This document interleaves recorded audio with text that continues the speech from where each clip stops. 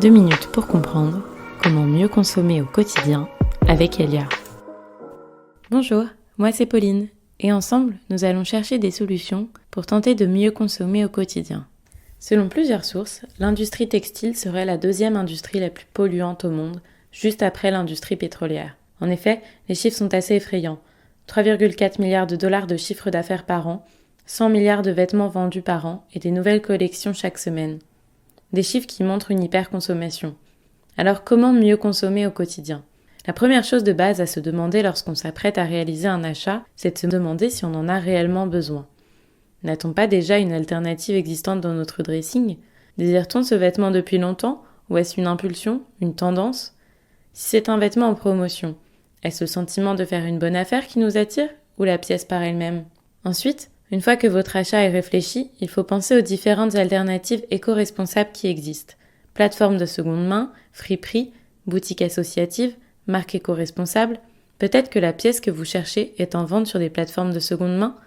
Dans tous les cas, en cherchant bien, il est possible de trouver des équivalents plus responsables. Si vous souhaitez consommer de manière plus responsable, je vous invite aussi à vous renseigner sur les matières utilisées pour la fabrication de votre vêtement.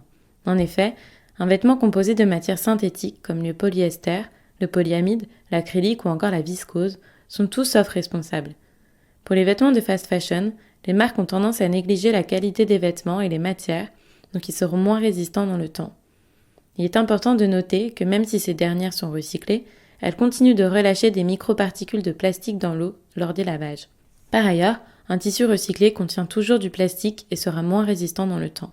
Concernant les matières naturelles, comme le coton, qui représente 25% de la production des fibres textiles, il est préférable de choisir un coton biologique ou alors recyclé. La culture du coton est extrêmement polluante, elle nécessite beaucoup d'eau. Le coton est aussi une plante fragile, il faut donc le traiter ou en prendre bien soin lors de sa culture pour obtenir un coton de qualité. Le coton conventionnel est donc rempli de pesticides, d'engrais et d'OGM. Enfin, en plus des matières, il est important de se renseigner sur la fabrication du vêtement que vous souhaitez acheter. Par qui et où, dans quelles conditions ?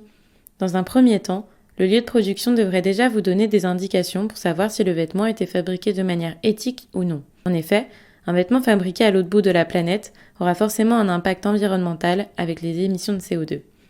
Mais au-delà de ce facteur, il existe des labels sociaux qui permettent de s'assurer de bonnes conditions de fabrication des vêtements.